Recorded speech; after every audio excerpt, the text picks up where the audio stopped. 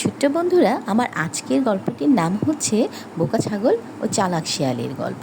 এক বনে মনের আনন্দে ঘুরে বেড়াচ্ছিল একটি চালাক শিয়াল। তারপর সে নিজের অজান্তেই হঠাৎ করে বনের ভেতর থাকা একটি কূপের মাঝে পড়ে যায়।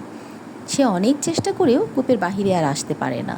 সে সারাদিন চিৎকার চেঁচামেচি করেও কেউ তার চিৎকার শুনতে পায় না। এভাবে সারাদিন কেটে যায়। তারপর বিকেলে হঠাৎ একটি বোকা ছাগল কূপের পাশে ঘাস খাচ্ছিল।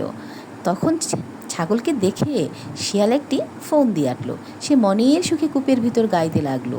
তার গানের আওয়াজ পেয়ে ছাগলটি কূপের ভিতর থাকা শিয়ালকে জিজ্ঞেস করলো, শিয়াল মামা, তুমি কূপের ভিতর কী করছো?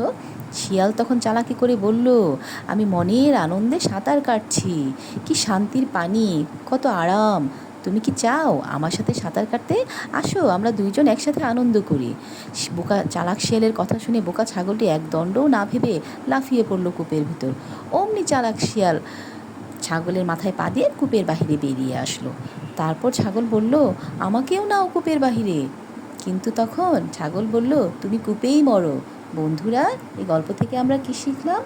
ভাবিয়া করিও কাজ, করিয়া ভাবিও না। ঠিক আছে?